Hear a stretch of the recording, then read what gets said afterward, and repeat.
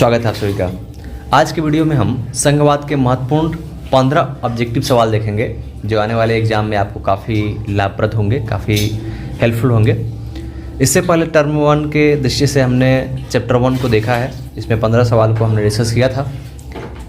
ठीक है, इसी कड़ी को हम लोग आगे बढ़ाते हुए इस वीडियो को देख रहे हैं। इसके बाद आने वाली वीडियो हम लोग ज्योग्राफी, इकोनॉमिक्स और बाकी हिस्ट्री के जो महत्वपूर्ण हर चैप्टर का 15 सवाल है उनको देखेंगे। तो आइए शुरू करते हैं। पहला सवाल है, बेल्जियम में किस प्रकार की शासन प्रणाली है? ऑप्शन है संघीय शासन प्रणाली, प्रांतीय शासन प्रणाली, राजशाही शासन प्रणाली, विकेंद्रीकृत शासन प्रणाली। तो क्वेश्चन नंबर 1 का सही जवाब है ऑप्शन ए, यानी संघीय शासन प्रणाली। नेक्स्ट क्वेश्चन नंबर 2, भारतीय संविधान में मौलिक रूप से किस शासन व्यवस्था का प्रावधान किया गया है? भारत में देखेंगे तो किस शासन व्यवस्था का यहाँ प्रावधान किया गया है? ऑप्शन है एकात्मक स्तरीय शासन व्यवस्था, द्विस्तरीय शासन व्यवस्था, त्रिस्तरीय शासन व्यवस्था, इनमें से कोई नहीं। तो आप सभी को पता हो क्वेश्चन नंबर बी का सही जवाब होगा ऑप्शन बी। भारत में शासन व्यवस्था का प्रावधान किया गया था द्विस्तरीय। ठीक है, द्विस्तरीय शासन व्यवस्था का प्रावधान किया गया था। क्वेश्चन नंबर 3 कहता है, कृषि निम्नांकित में से किस सूची का हिस्सा है? हम लोगों को पता है कि हमारे यहाँ संविधान में 3 सूचियाँ महत्वपूर्ण रूप से बनाई गई हैं, संघ सूची, समवर्ती सूची और राज्य सूची। उनके अंतर्गत विषय रखे गए हैं। ठीक है, तो यहाँ पर कृषि को किस सूची के अंतर्गत रखा गया है? ऑप्शन है संघ सूची, राज्य सूची, समवर्ती सूची, इनमें से कोई नहीं।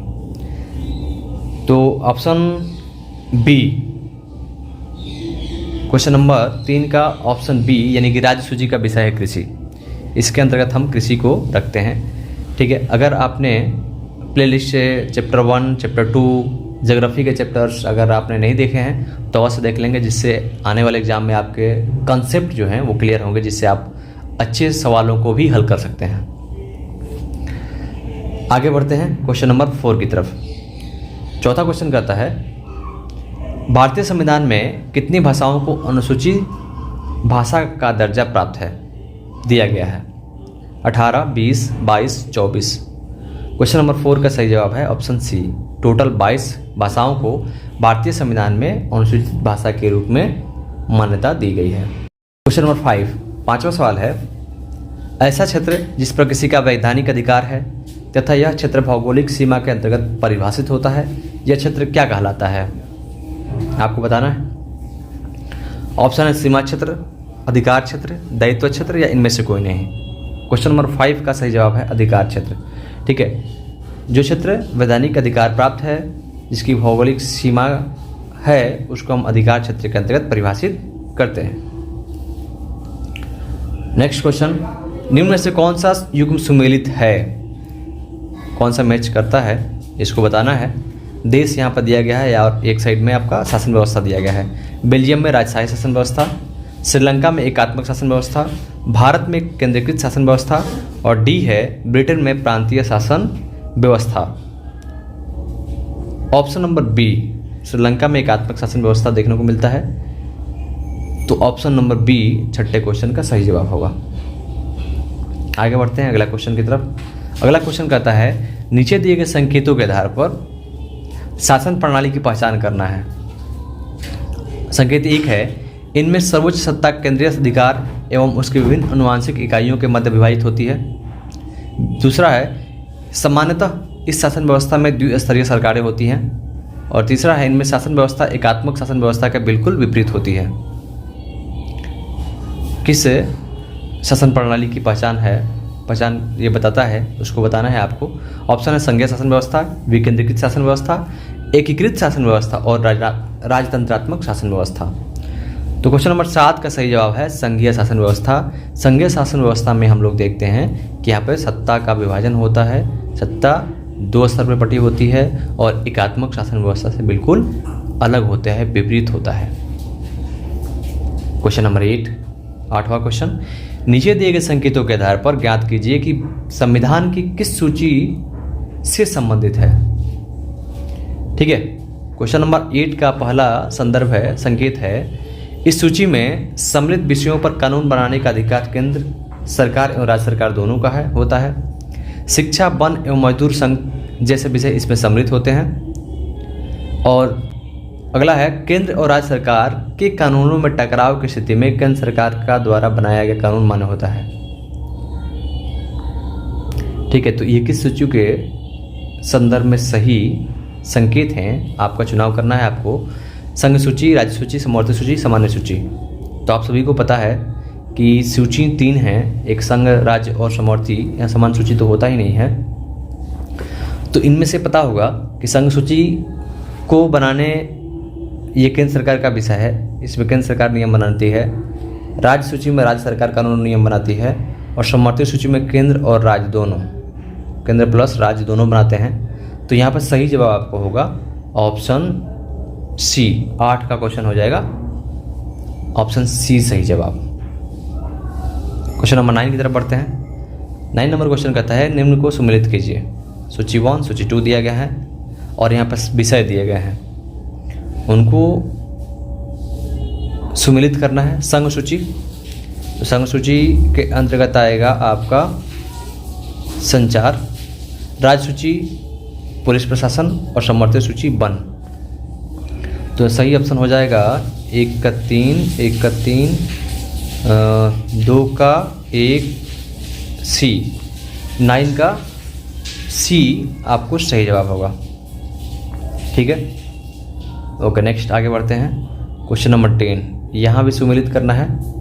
सुमेलित कीजिए सूची 1, सूची 2 में। इधर भाषा दिया गया है, इधर राज्यों के नाम दिए गए हैं दूसरी तरफ। संथाली जो है वो किस राज्य में बोली जाती है, कोंकणी किस राज्य में और सिंधी किस राज्य में। संथाली पता है झारखंड यानी बिहार से संबंधित है। कोंकणी जो है वो गोवा में बोली जाती है और सिंधी गुजरात में, आप सभी को पता होगा। तो क्वेश्चन नंबर 10 का सही कोड क्या होगा। ए का 3 हो जाएगा, बी का 1 हो जाएगा, यहाँ पे सी जवाब। क्वेश्चन नंबर 10 का जवाब होगा सी।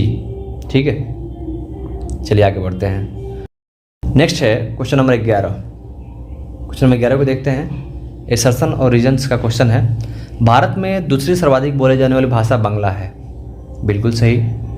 प्रथम हिंदी है, उसके बाद बांग्ला बोला जाता है सबसे अधिक।